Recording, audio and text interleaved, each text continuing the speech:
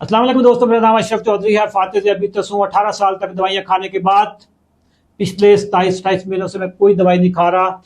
मैंने अपनी शुगर को रिवर्स किया और उसके बाद फिर मैंने पाकिस्तान में हज़ारों लोगों की शुगर को मैंने रिवर्स करवाया। मेरी टीम में 2 डॉक्टर हैं, डॉक्टर महबूब साहब और डॉक्टर कैसर साहब। दोनों MBBS FCPS हैं और डॉक्टर कैसर साहब MRCPU के हैं। पाकिस्तान के बड़े इदारों के साथ ये अटैच हैं और हम शुगर रिवर्सल पे पाकिस्तान का सबसे बड़ा इदारा है। आज हम इन डॉक्टरों से पूछते हैं कि शुगर के नॉर्मल लेवल्स क्या होते हैं, आपकी फास्टिंग कितनी होनी चाहिए, पोस्ट प्रेंडियल यानी रैंडम कितनी होनी चाहिए, खाने के 2 घंटे बाद कितनी होनी चाहिए, और आपका HbA1c एक हेल्दी बंदे का कितना होना चाहिए। तो डॉक्टर कैसर साहब से पूछते हैं। डॉक्टर साहब कैसे हैं आप? अल्हम्दुलिल्लाह सर, आप कैसे? सर आज जरा नाज़रीन को ये तो बताएं कि नॉर्मल लेवल्स क्या होते हैं। सर नॉर्मल लेवल जो टारगेट्स वैसे तो एज वाइज होते हैं। दूसरा लोगों के कोमॉर्बिड्स पे डिपेंड करता है कि क्या क्या कोमॉर्बिड्स हैं। ठीक है, कोमॉर्बिड्स क्या होते हैं? किसी को मेडिकल के साथ साथ बाकी जो कॉम्प्लिकेशन बाकी कॉम्प्लिकेशन, ठीक है, और वो कुछ इंडिविजुअलाइज टारगेट हो जाते हैं। लेकिन अब जब हम जनरल बात करते हैं उसमें तो है कि शुगर पेशेंट्स के वही टारगेट होने चाहिए जो नॉर्मल इंसान के हैं। अगर उसने कॉम्प्लिकेशन से बचना है उसमें फास्टिंग लेस देन 100 to 110 तक होनी चाहिए और रैंडम बिलो 140 होनी चाहिए। यानी अगर मेरी फास्टिंग 110 से नीचे हो, जी ठीक, बिल्कुल, रैंडम मेरी यानी खाने के 2 घंटे बाद मेरी 140 से नीचे हो, दिस इज नॉर्मल, ये आइडियल, ये नॉर्मल इंसान की जो एक नॉर्मल। इससे ऊपर जितना जाता जाऊंगा, इससे अगर सपोज 110 से 130 तक फास्टिंग ले लें तो प्री डायबिटीज की रेंज आ जाएगी। बट कॉम्प्लिकेशन तो आ जाएंगी डेफिनेटली, वो फिर लॉन्ग टर्म उसके बेनिफिट, लॉन्ग टर्म उसके नुकसान होंगे। और इसी तरह रैंडम में भी है कि 140 से लेके 180 या 200 से बिलो जो लेवल्स होते हैं वो प्री डायबिटीज की रेंज होती है। ओके, प्री डायबिटीज की रेंज हम फिर कुछ कंडीशंस में वो डॉक्टर नूसा बताते हैं। अच्छा, इसमें ना सर ये है कि कुछ लोगों को रिलैक्सेशन होती है कि वो अपने लेवल्स खाने के 2 घंटे बाद 180 तक लेके जा सकते हैं, और रैंडम भी फास्टिंग उनकी 126 से नीचे नीचे हो सकती है। उसमें ख़ास तौर पे वो लोग जो कि बूढ़े हैं, 65 साल से ज़्यादा उम्र के लोग हैं, इसी तरह वो लोग जो दिल के मरीज़ हैं, स्टंट्स डले हुए हैं या बाईपास हुआ हुआ है, वो लोग जिनको कोई गुर्दों का प्रॉब्लम है, या इवन इसके बाद भी कुछ लोगों को मेडिकल कोई क्रॉनिक इश्यूज होते हैं जिनमें हम लेवल्स इंडिविजुअलाइज करके उसको बढ़ा देते हैं। लेकिन वो इतना कोई बढ़ता है कि जैसे 140 से 180 के दरमियान हो जाए, 180 से ज़्यादा उनको भी नुकसान, कॉम्प्लिकेशन आ जाती है। अच्छा डॉक्टर साहब, अगर हमारा लेवल हो फास्टिंग का 110 से नीचे, रैंडम हो हमारे 140 से नीचे, तो इसका HbA1c, इसका सर 5.7 से 6.4 बनता है प्री डायबिटीज। तो इस रेंज में अगर किसी का कंटिन्यूस आ रहा हो तो फिर प्री डायबिटीज से नीचे आएगा, 5.7 से बिलो आएगा। मेरा भी 5.7 है ना। हाँ, लाइक आप उसके नुक्कर पे आखिर नीचे वाली लोअर लेवल में है, क्योंकि आपके 110 और 1 मेरा नॉर्मल ये होता है कि मैं खाने के बाद 120 अगर इससे ज्यादा जो दूसरी कैटेगरी आपने बोली वो भी इवन प्री डायबिटीज की रेंज में आएगी, ना कि वो फुल डायबिटीज में आएगी। लेकिन इसके अलावा हमने ना बेसिकली नंबर की ज्यादा हमने इंसुलिन रेजिस्टेंस को भी फोकस करना होता है कि आपके अगर नंबर कंट्रोल तो हो जाएंगे, इवन आप 4 दवाइयां लेकर दवाइयों के साथ तो कंट्रोल हो जाएंगे, इंसुलिन के यूनिट्स बढ़ा कंट्रोल कर लें, लेकिन इंसुलिन रेजिस्टेंस जिसकी ज्यादा होगी उसको भी कॉम्प्लिकेशंस आएंगी। इन केस उसने अपनी शुगर के लेवल्स तो ठीक कर लिए हैं, लेकिन अगर उसकी इंसुलिन रेजिस्टेंस ज्यादा है तो वो ट्राइग्लिसराइड प्रॉब्लम सर जो आती है ना, जो प्रॉब्लम है, जो शुगर, ब्लड प्रेशर है, जो पेचीदगी है, वो तो इंसुलिन रेजिस्टेंस है। वो मैं अगर सर एक बंदे की शुगर चेक करता हूँ, वो आ जाती है 130 और उसकी इंसुलिन रेजिस्टेंस पहुंची है आसमानों पे, सर उसको ब्लड प्रेशर पे मसला हो जाएगा, उसका वेट गेन होगा, उसको PCOS हो जाएगा, उसको आर्थराइटिस हो जाएगा,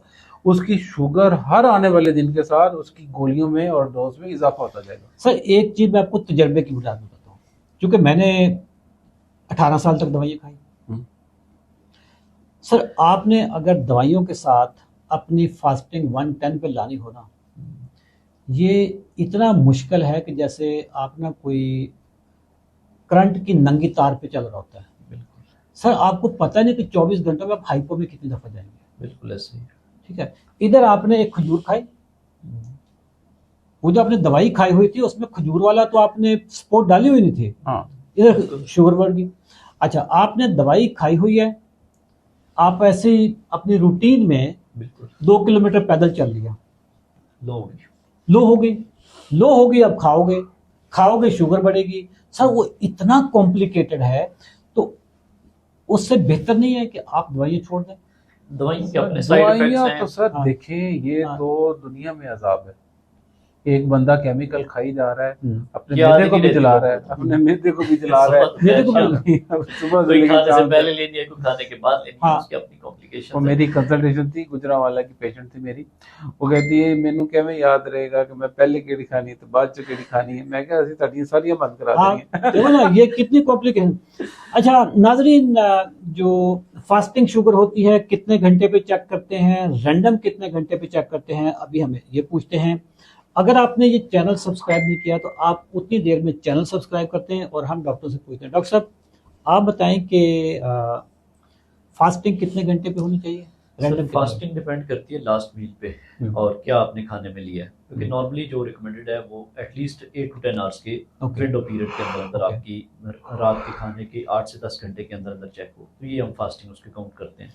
आप अगर फास्टिंग देर से करते जाएं तो शुगर क्यों बढ़ जाती है? उसमें भी 3-4 फैक्टर्स हैं। उसमें एक तो ये है कि जैसे शुगर लॉन्ग टाइम हम देते हैं उसमें मॉर्निंग में कुछ कॉर्टिसोल हार्मोन्स का इफेक्ट आ जाता है, जिसमें नॉन फिनोमिना का रोल है कि मॉर्निंग में सूरज तुलू जैसे ही होता है हमारी बॉडी में कुछ रतूबतें या केमिकल्स खारिज होना शुरू हो जाते हैं, जिसमें एड्रेनलिन शामिल है या कॉर्टिसोल शामिल है।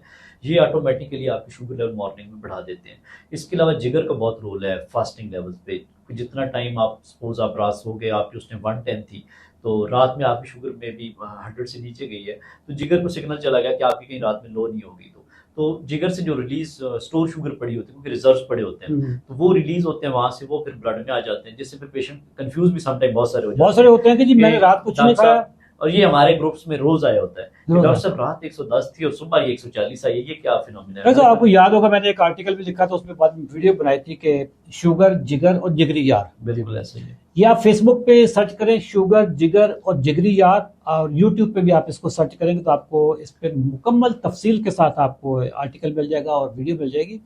अच्छा डॉक्टर साहब, जो रैंडम होती है, आप डॉक्टर महबूब साहब बताइएगा कि रैंडम कितने घंटे पे होती है, और आपको लगता है आपके पेशेंट आ गए तो आप जरा पेशेंट को अटेंड कर लें, क्योंकि नाज़रीन पेशेंट के लिए हमने अपने मोबाइल ऑन रखे होते हैं, क्योंकि ये बड़ी जिम्मेदारी का काम है 90 डेज चैलेंज चलाना। ये ऐसे नहीं है कि हम मोबाइल ऑफ करके बैठे हो।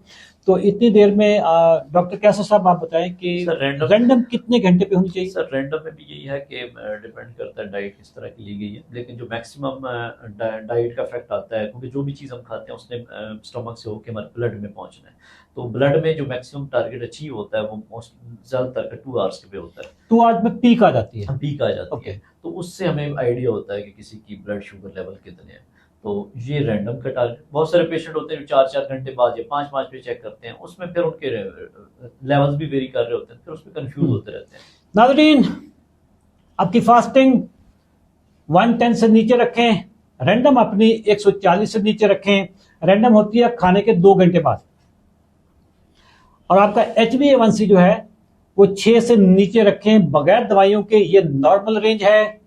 अगर कोई डॉक्टर आपसे कहे कि 180 और 200 है, वो बूढ़े लोगों के लिए तो हो सकता है, जो इंतहाई बीमार हैं उनके लिए तो हो सकता है, लेकिन अगर आप यंग हैं, आपको कोई कॉम्प्लिकेशन नहीं है, तो आप अगर अपना रैंडम 200 पे रखेंगे, फास्टिंग 125-30 पे रखेंगे, तो आप भी उन्हीं लोगों की तरह हो जाएंगे जिनके अंदर कॉम्प्लिकेशन आ चुकी हैं। बेहतर यह है कि बगैर दवाइयों के, बगैर इंसुलिन के, टाइप 2 की मैं बात कर रहा हूं, आप अपनी फास्टिंग 110 से नीचे, रैंडम 140 से नीचे रखें, कोई कॉम्प्लिकेशन नहीं आएगी, ना न्यूरोपैथी और ना कोई बाकी ब्लड प्रेशर वगैरह। Thank you very much. अगर ये आपको वीडियो पसंद आए, अपने चंद दोस्तों तक लाजमी पहुंचा दें, चैनल को सब्सक्राइब करें और लव का निशान ठोक बजा के दें।